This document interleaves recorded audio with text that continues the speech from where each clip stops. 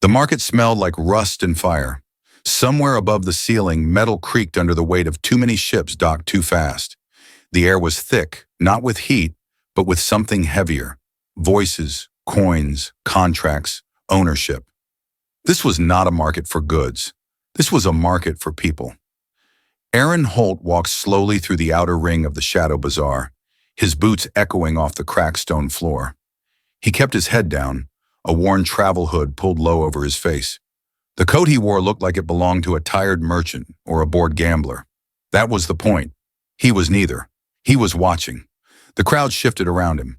Velari traders with gemstone armor, human buyers with cold eyes, brokers in gold-rimmed masks whispering prices in dead languages. And in the center, on a raised black stone platform surrounded by glowing rings, stood the product. The girl. Her name was not spoken. Her file said unknown origin, hybrid genotype, estimated 23 cycles, fertile, unmodified, unclaimed. Her wrists were chained, not to hold her, to mark her.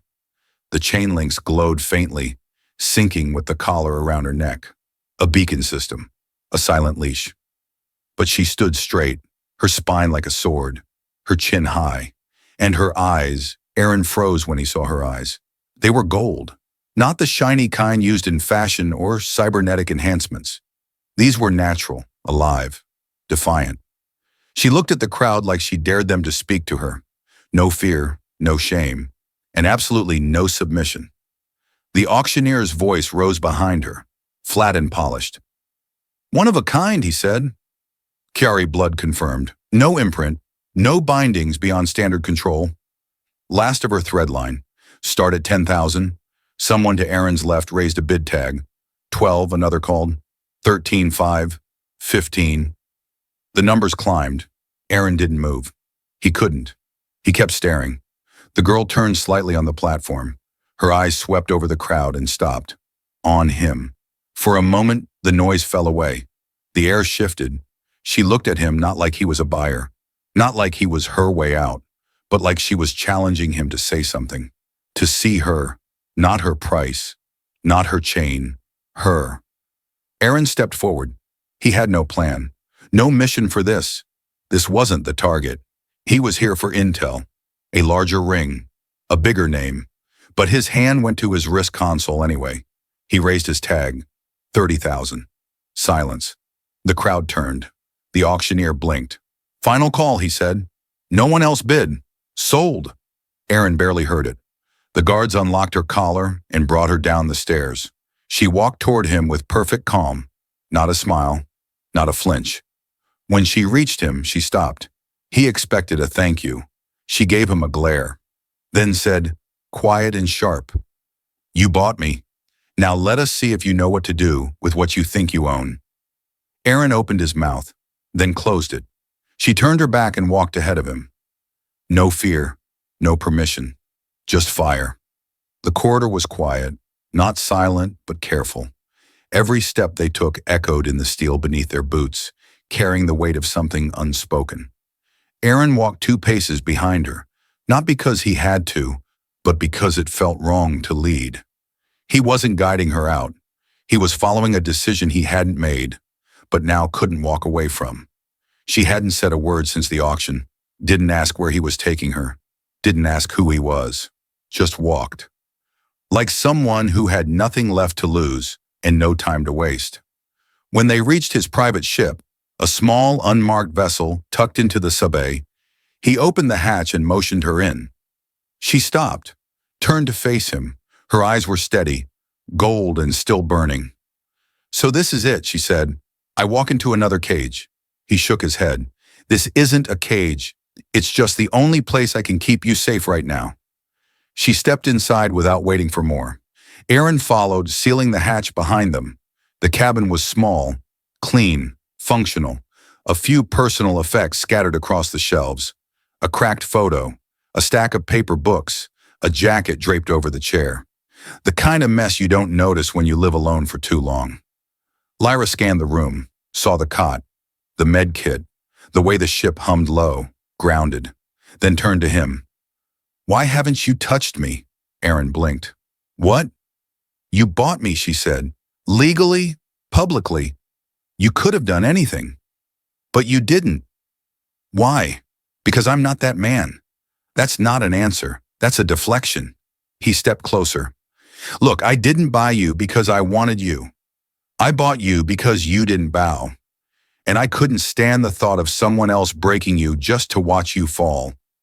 She narrowed her eyes. So now I owe you? No. Then why keep me? Because they would have taken you back, sold you again, or worse. And what do you expect now? Nothing. I'm not here to own you. I'm here to get you out. She crossed her arms. Get me out? To where? I've run before. It ends the same.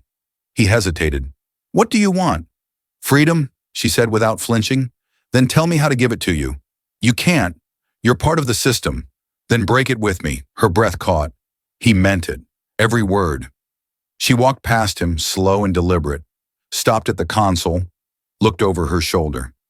You think just because you didn't touch the collar, it means you didn't take anything from me? I don't think that at all, he said. I think the only way to give it back is to wait until you choose whether or not you want me near. She studied him. You'll wait? As long as it takes. She turned away, opened a storage locker, pulled out a blanket. You sleep there? She said, pointing to the floor. Of course. And if I wake up and choose to fight, then I won't stop you. She sat down on the cot, tucked the blanket around her shoulders. He dimmed the lights, sat on the ground across the room, and for the first time in a long time, she slept, and he didn't. The ship moved quietly through the drift zone, hidden between debris fields and dead satellites. Outside, space looked calm. Inside, the silence carried weight. It had been 2 days since the auction. Lyra hadn't asked to leave, and Aaron hadn't tried to make her stay. They shared the ship like two people stranded on the same island, neither looking to each other for comfort, but both too aware of the other's presence to ignore it. He cooked. She watched. He spoke. She didn't answer. But today, something shifted. Aaron was in the engine bay, recalibrating the core stabilizer, when her voice came through the intercom. Deck 2. Bring a map. He paused, wiped his hands, and went. When he stepped into the lounge, she was standing in front of the nav screen, arms crossed, posture sharp. Her hair was tied back, revealing a scar that curved just beneath her ear. Old, thin, deliberate. He didn't ask about it. She didn't offer. Instead, she pointed to the display. This is where they keep them. Aaron frowned. Who? The breeders. The holding sites. She tapped 3 locations on the map. Small outposts tucked in forgotten sectors, orbiting dead moons, invisible to any ship not already looking. I memorized the supply routes, she said. They move them in clusters, every 7 cycles. No escort if the load is under 10. Aaron stared at the screen. Why are you showing me this? Because you said you want to break the system. And I want to help. He crossed his arms. Why now? Because you didn't ask me to. And because if I keep running, I'll never stop. But if I strike back, she paused. Maybe I get to matter, even if it's only once. Aaron pulled up a data pad, started cross-checking signals. These locations, how sure are you? I lived in 2. She said it like a fact, not a confession. They used to call us lots, not names, just numbers and letters. Lyra 2.7, that was me. What happened to 1.6? She went quiet. Then, she didn't make it. Aaron nodded. He didn't offer sympathy. She wasn't asking for it. He zoomed in on the 3rd site. This one. It's lightly shielded. Could hit it first. She shook her head. No, that's where they keep the pregnant ones. If you spook them, they purge. His stomach turned. Then which? The 2nd. That's where they condition. Still reversible. For now. He looked at her. You're sure? She met his eyes. No, but I want it to hurt. I want them to feel what it's like to lose control. He nodded slowly. You'll need a suit and a voice modulator. I can handle that. You'll need to follow my lead. Only when you're going in the right direction. He almost smiled. Almost. She turned back to the screen, and Aaron saw something he hadn't before. Not fear, Not pain, something far more dangerous. Conviction. That night they didn't speak much. She studied files. He prepped weapons. But before lights out, she paused at the doorway of the sleeping quarters. "Tomorrow we take the first one down," she said. "After that? After that, we keep going. And when there's nothing left to burn?" She looked over her shoulder. "Then maybe we plant something." The raid had gone almost perfectly.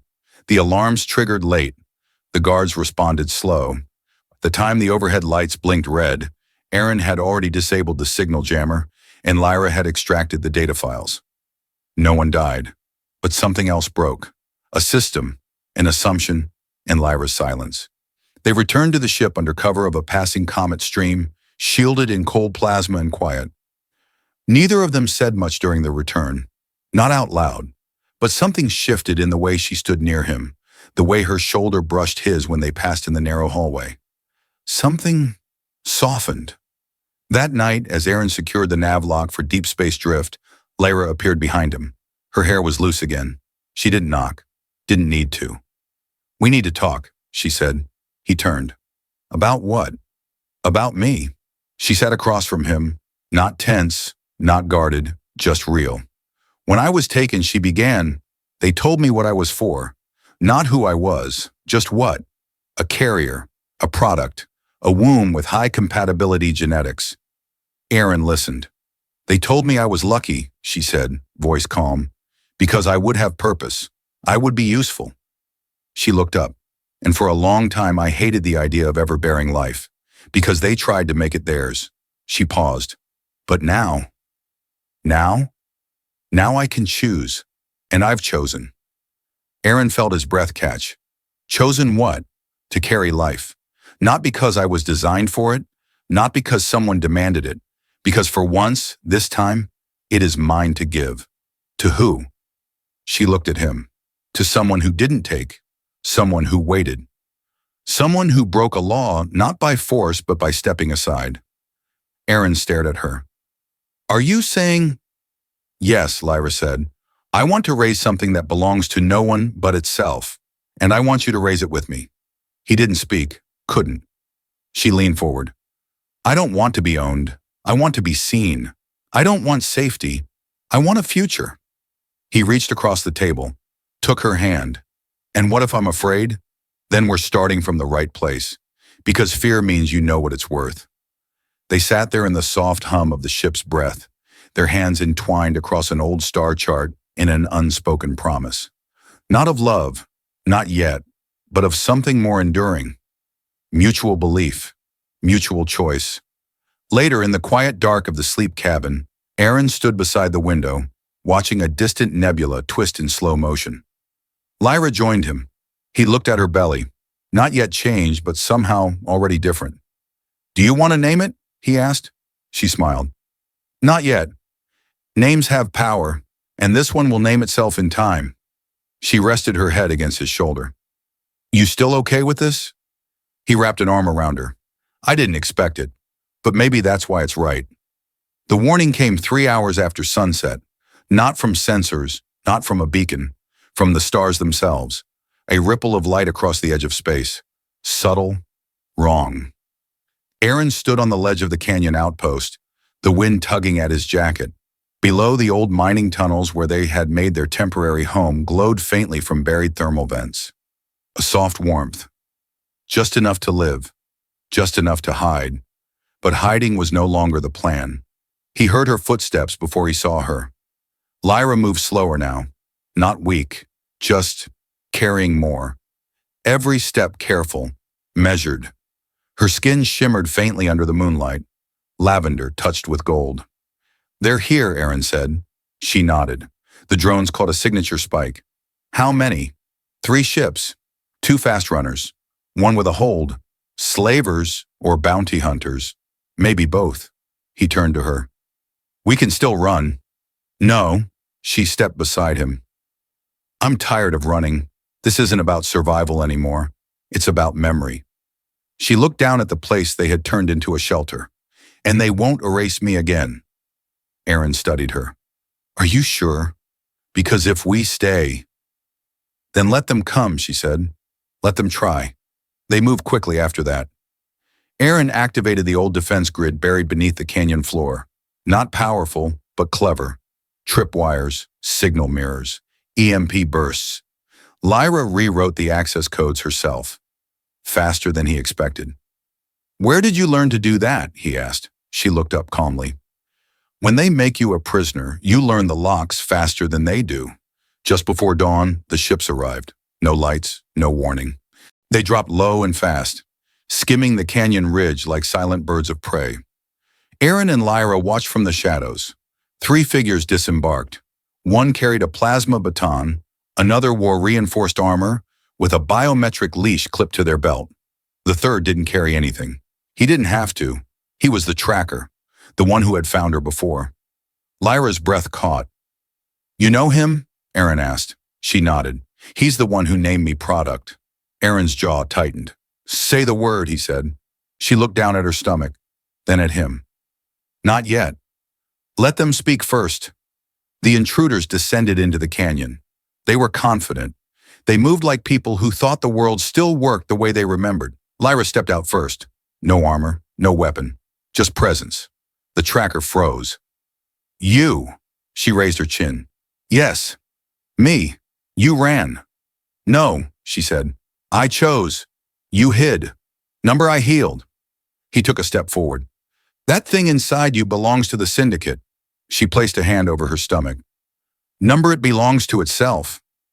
Aaron stepped beside her, rifle lowered but ready. The man looked between them. "You think this is rebellion?" "No," Aaron said. "It's family." The tracker raised his arm. The leash flared. Lyra raised hers.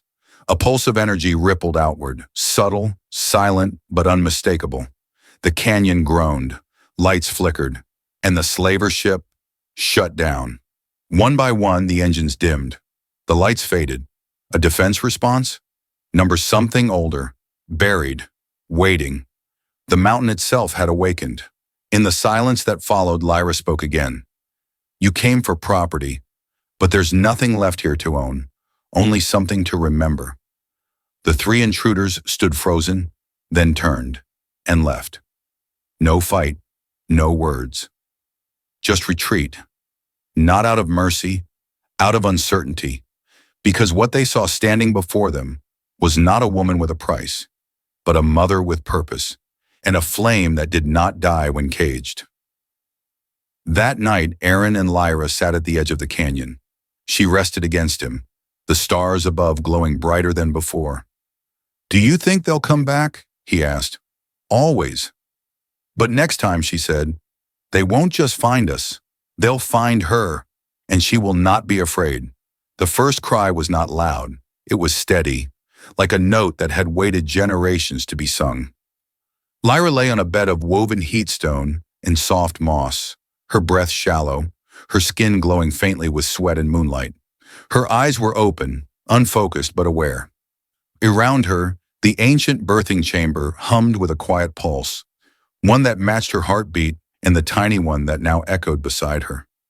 Aaron held the child in his hands, still wet, still fragile, but alive. So alive. A girl, skin the color of starlight with faint lavender undertones. Hair like silver smoke. Eyes already open and glowing gold. He looked at Lyra. She nodded. "Bring her to me." He did, laid the child gently against her chest. The baby calmed instantly. The humming in the chamber deepened. The walls lit up. Symbols that had been long dark flickered to life. Old Kiri runes, not just of birth, but of prophecy. Aaron stepped back, breath caught in his throat. "What is this place?" he asked. Lyra, voice weak but clear, answered, "This is the heart root, where flameborn were once welcomed, before they were hunted, before we forgot. And now it remembers." As she spoke, the ceiling above them opened, not by mechanics, but by will. Stone petals peeled back, revealing the night sky. Stars spilled down like they had come to witness, and the child, their child, looked up at them like she already knew their names. Aaron dropped to one knee, stunned.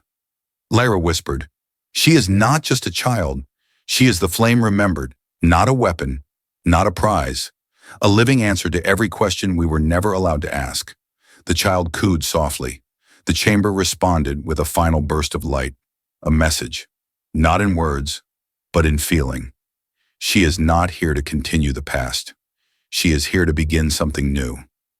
Later, as dawn spread across the canyon and the old stones cooled, Lyra sat beneath a flowering vine, their daughter sleeping in her arms. Aaron carved something small from driftwood. Not a weapon, a toy. A simple circle with 3 lines. Kiari, human, and something new between them. A bridge. He handed it to Lyra. For when she's old enough. She held it like it was more than wood. Thank you. For what? For staying. Aaron smiled. I didn't stay. I rooted. They looked down at the child. Still sleeping. Still radiant. And for the first time since the world tried to buy her future, Lyra closed her eyes and allowed herself to hope. The winds had softened. The air no longer carried the sharp scent of fear or the ash of battle. The canyon had grown quieter since her birth, but not empty. New things had taken root here. Not just moss and flowering vines, but sounds. Laughter, tools, stories, the kind of sounds that made space feel like home. Aaron sat near the mouth of the shelter, carving again. A new toy, a different shape, something with curves that flowed like rivers and wings that folded inward, like a question. Behind him, Lyra hummed softly. Era, their daughter, lay on a blanket made of sun-thread fibers, reaching her tiny hands toward a shaft of morning light drifting through the stone. Her eyes followed the dust motes like they were stars she already recognized. She doesn't cry much, Aaron said. Lyra smiled. She is listening. To what? To everything. He looked at Era. And you think she understands? She understands more than we ever did at her age, because she was never told not to. Lyra knelt beside the child. She brushed a strand of silver hair behind Era's ear and whispered something in Kiari, a blessing from a tongue no longer spoken aloud in public. What did you say? Aaron asked. I told her she is not one or the other. Not Kiari, not human. She is both, and she is neither. She is new. He looked at her. Do you think the world is ready for that? She picked Era up and held her against her shoulder. Number. But that has never stopped us before. That evening, Lyra stood before a small gathering.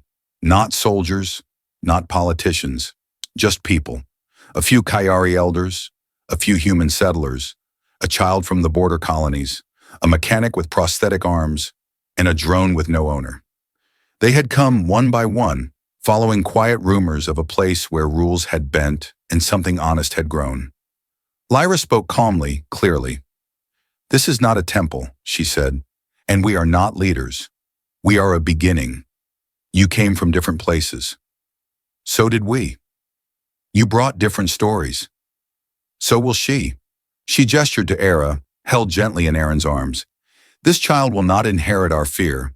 She will inherit our truth, that we were broken, that we were brave, and that we chose to build not in the name of purity, but in the name of presence. You are welcome here, she said, if you carry peace in your hands instead of titles, if you see others as something more than useful, if you are ready to unlearn.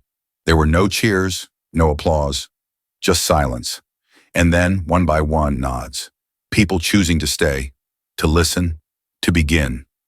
Later that night, Lyra watched the stars through the glass ceiling of the sleeping dome. Aaron lay beside her. You meant it, didn't you? He asked, every word. Even the hard ones? Especially the hard ones. She rested her head against his chest. She will not fix the galaxy. But maybe, just maybe, she'll remind it what feeling looks like. The tree at the edge of the canyon had no name. At least none that Aaron had ever heard spoken aloud. But Lyra had once told him, in a whisper as they lay in the dark, that her people called it the witness tree. It had watched generations come and go, wars fought and forgotten, promises made and broken beneath its silver branches. It had watched Lyra bloom again. It had watched Era take her first breath. And now, years later, it watched Aaron as he sat beneath it, legs crossed, fingers resting on his knees, his eyes half closed, not asleep, just still. His hair had grayed. The lines at the corners of his eyes had deepened. Not from pain, but from time and peace, hard-earned, fragile, real. He heard footsteps, light, barefoot, unhurried, a rhythm he would know in any star system. Aera. She was 6 now, tall for her age, bright in every way that mattered. Her skin shimmered like a storm-lit sky, her mother's coloring with faint traces of his. Her eyes were gold, luminous, curious, but grounded in a kind of knowing that did not belong to children. She dropped beside him without a word and curled into his lap like she'd been doing it since the stars were born. "Papa," she said. "Yes, little flame. Tell me again why you never claimed her." Aaron smiled, slow and tired and full, because she wasn't mine to claim. "But you could have, right?" "Yes. And that's why I didn't." Aera frowned. "That doesn't make sense." "It will someday. Can you try now?" Aaron shifted, adjusting her weight in his lap. "Your mother was fire, but not the kind that burns, the kind that keeps you alive on cold nights, the kind you don't own, the kind you stay close to because it makes you feel like you matter, like you are seen. But the law said she was yours. The law says a lot of things." He looked up through the branches of the witness tree. The leaves above him whispered softly in the breeze, pale and paper-thin, catching the light like silver wings. "The law said she belonged to me because I saved her life. But saving someone doesn't mean they owe you their soul. It just means you were in the right place at the right time, and you had a choice. So what did you choose? To stand still, to wait, to let her look at me and decide if I was someone she could trust?" Aera was quiet. Then she asked, "Were you afraid?" "Every day. Until she chose to stand still too." She leaned her head against his chest. "That's love, right?" Aaron closed his eyes. "It's one kind. The kind that stays without demand. That waits without expectation. That doesn't tighten its grip when it's scared of losing. That kind." She turned her face up toward his. "Will I find it?" "Yes." "How do you know?" "Because you were born from it." He kissed her forehead. "You carry it in your hands already. Someday you'll place it in someone else's, and you'll see if they know what to do with it. And if they don't, then you walk away. Because no one should ever be held too tightly, especially not by someone who says they love you." Aera thought about that, then smiled. "That's good. I'll remember." The wind shifted. Aaron opened his eyes as Lyra approached. Her walk was slower now, graceful in a way only time could teach. She had changed over the years, not dimmed, refined, as if becoming a mother had turned her edges into something more precise, more purposeful. She wore a shawl made from star thread and woven truth, a garment passed down in stories, not through bloodlines, but through bonds. It shimmered softly as she sat beside them beneath the tree. Aera climbed into her mother's lap. Aaron reached for Lyra's hand. She took it without a word. The three of them sat beneath the witness tree, and the tree bore witness once again. Around them the canyon had changed. There were no guards, no walls, no censors, only people, slowly, quietly rebuilding their lives around a place once built to hold prisoners. The children here played in old tunnels now strung with lights. Their laughter echoed where screams once did. Traders came and went. Healers taught. Stories were told. Not of what they ran from, but of what they now chose to stay for. Some had come from pain, some from guilt, some from hope. All of them came looking for a place where no one had to kneel just to be safe. And they stayed. Because here, the only rule was this: no one belongs to anyone, but everyone belongs here. And if you are still listening, if your heart paused for just a moment, if your breath caught on the thought of someone who waited for you without asking for anything, then ask yourself this: would you have done what Aaron did? Would you have waited? Would you have stepped back when every voice around you said take? Would you have chosen patience instead of possession? Let us know. Drop your thoughts in the comments. Tell us what it means to carry someone without caging them. Because out here in this little corner of the stars, on this quiet piece of sky, we tell stories about freedom, not just from chains, but from silence. Subscribe to HFY Obsession for more stories where the strongest bonds are the ones forged in fire, but never held too tight. Because love, when it is real, does not ask for ownership. It simply stays and carries and burns gently forever.